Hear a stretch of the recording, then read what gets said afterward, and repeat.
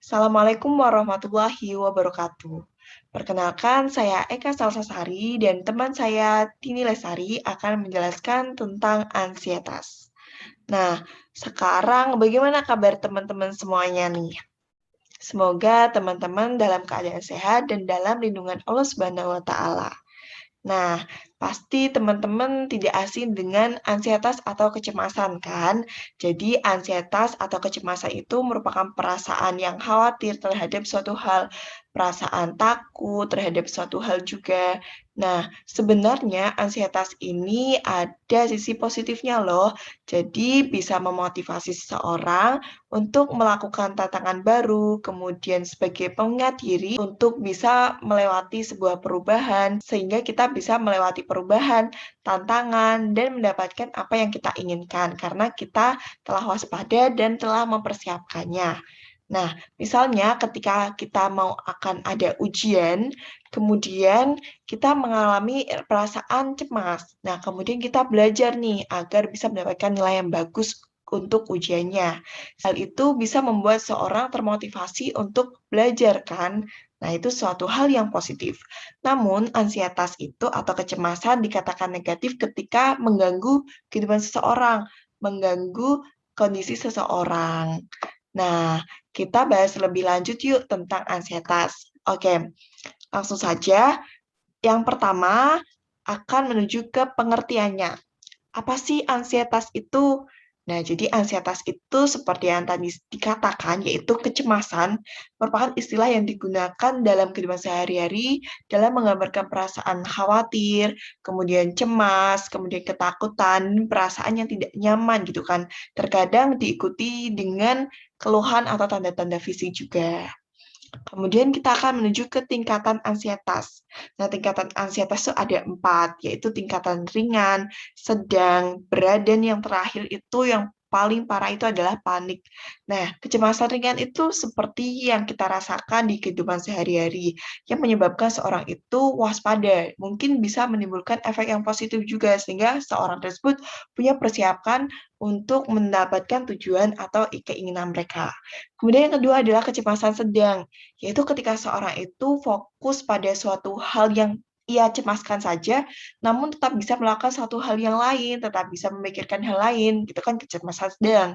Kemudian ada yang kecemasan berat, bisa fokus ke hal lain, namun harus dipengaruhi oleh banyak orang gitu kan. Jadi memerlukan banyak pengarahan agar dapat memusatkan perhatian pada suatu objek yang lain. Kemudian tahap panik, yaitu tahap terparah. Nah, jadi pada tahap ini tuh seorang itu mengalami kehilangan kendali, kemudian kehilangan fokus, kemudian tidak dapat melakukan sesuatu meski mendapatkan arahan dari orang lain dan kegiatannya itu menjadi terganggu gitu kan. Jadi dia itu tidak bisa jadi meskipun orang lain mempengaruhinya namun tidak mempan gitu kan, tidak ada hasilnya gitu. Jadi dia sudah kehilangan kendali, kehilangan fokus dan ini sangat mengganggu. Contohnya adalah teror juga. Seperti contohnya seperti dia itu merasa diteror dan lain sebagainya. Kemudian kita lanjut ke bagian gejala dan tanda. Nah, gejala dan tandanya itu seperti tadi kan, ada cemas, kemudian mengkhawatirkan suatu hal, kemudian firasat yang buruk, kemudian takut akan pikiran sendiri. Kadang dia itu gelisah dan mudah terkejut, kemudian takut akan sendirian atau takut juga pada keramaian. Kemudian dia merasa tegang, kemudian nah kalau sudah seperti itu, kadang dia gangguan pola tidur kan, jadi memikirkan suatu hal ketika hendak tidur, overthinking gitu, kemudian menghindarkan dan menarik diri bisa juga.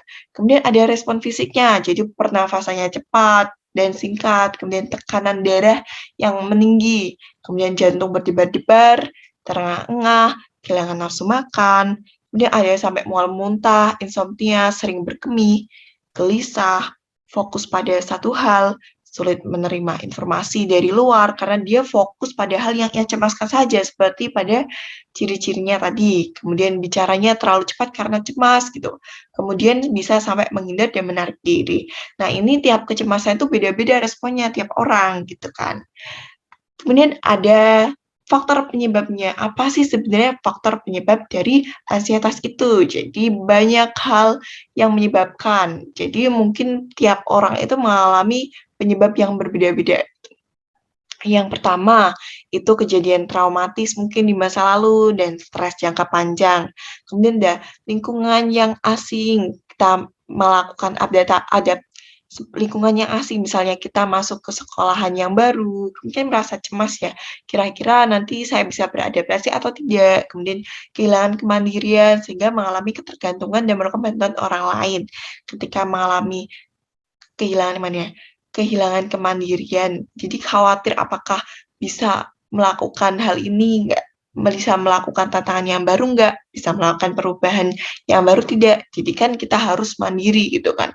Kemudian berpisah dengan pasangan dan keluarganya. Nah, ini mengalami perubahan gitu kan. Jadi dia mengalami rasa cemas gitu kan. Kemudian masalah biaya juga, punya kurang informasi, jadi kita merasa cemas, kira-kira nanti bagaimana ya prosesnya, seperti itu. Kemudian ancaman akan penyakit yang lebih parah.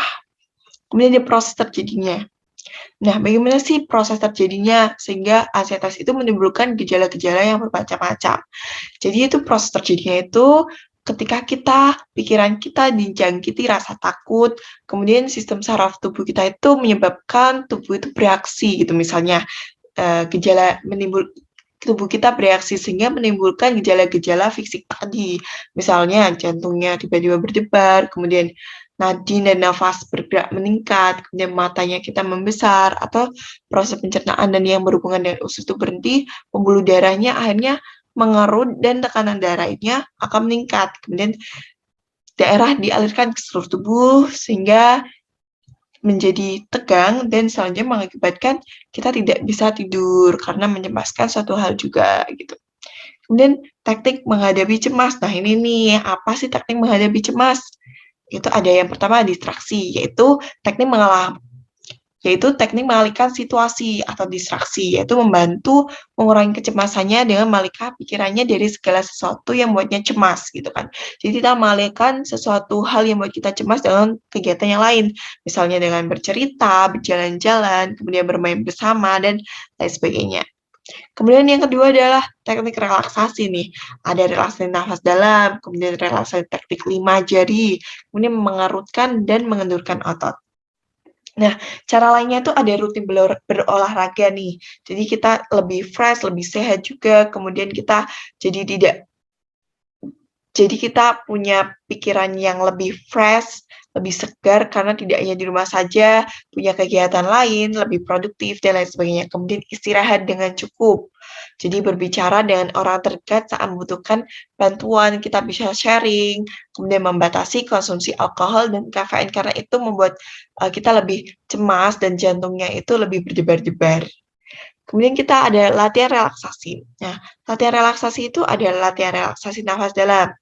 Caranya itu yaitu dan ada latihan relaksasi, yaitu ada yang pertama adalah relaksasi nafas dalam, yaitu yang pertama kita atur posisi yang nyaman dan lingkungan yang tenang. Kemudian usahakan rileks dan tenangkan, kemudian menarik nafas melalui hidung dalam hitungan 3, 1, 2, 3. Kemudian tahan sekitar 5-10 detik, kemudian keluarkan. Keluarkan melalui mulut secara perlahan-lahan, kemudian rasakan hembuskannya, kemudian dengan keadaan tubuh yang benar-benar rileks ketika kita mengeluarkan nafas kita. Rasakan membiarkan tubuh itu menjadi kendor dan merasakan betapa nyamannya hal tersebut. Kemudian ada yang mengerutkan dan mengendurkan otot-otot. Jadi mengencangkan otot tertentu selama 5-10 detik, kemudian melepaskan secara perlahan selama 10 detik. Nah, apa saja otot-otot yang bisa kita kencangkan, kemudian kita lepaskan dengan cara rileks itu, yaitu ada otot dahi, misalnya menaikkan alis tinggi mungkin gitu kan, kurang lebih 10 detik, kemudian melepaskannya secara perlahan 10 detik. Kemudian mulut dan pipi tersenyum selebar mungkin, kemudian tahan selama 10 detik, kemudian lepaskan secara pelan selama 10 detik. Seperti itu. Kemudian ada leher, bahu, misal bahu menaikkan bahu sedahi mungkin, kurang lebih waktunya 5-10 detik, kemudian lepaskan secara perlahan selama 10 detik. Kemudian otot perut, otot tangan, dan otot kaki. Kemudian ada latihan 5 jari. Nah, latihan 5 jari ini yaitu atur posisi nyaman mungkin. Kemudian menarik nafas dalam terlebih dahulu sambil memejamkan mata. Nah, setelah itu kita menafas dalam, tahan, kemudian keluarkan perlahan-lahan. Kemudian kita menyentuhkan ibu jari ke telunjuk sambil mengkonsentrasikan pikirannya pada masa-masa yang menyenangkan. Kemudian menyentuhkan ibu jari ke jari tengah, membayangkan berada di suatu tempat yang indah dan sejuk. Sambil kita menutup mata, kemudian nafas kita juga rileks. Kemudian menyentuhkan ibu jari ke jari manis dan membayangkan saat bahagia di tengah-tengah keluarga atau bersama orang-orang yang disayangi. Dan yang terakhir yaitu menyentuhkan ibu jari ke jari kelingking dan membayangkan pasien berada di tengah kebun yang dikelilingi dengan bunga-bunga yang indah. Rasakan. Kita bisa menggunakan juga dibantu dengan musik-musik yang rileks gitu kan. Itu adalah latihan 5 jari. Nah, kemudian pada hitungan ketiga, Anda akan terbangun dalam kondisi yang sangat segar, lebih segar dari sebelumnya. 1, 2, 3, kemudian buka mata dan bisa matikan musiknya jika menggunakan musik.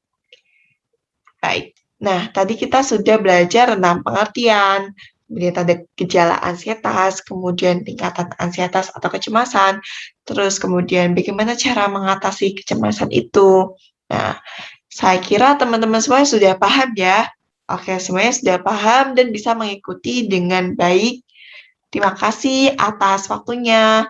Mohon maaf jika masih ada salah kata. Wassalamualaikum warahmatullahi wabarakatuh.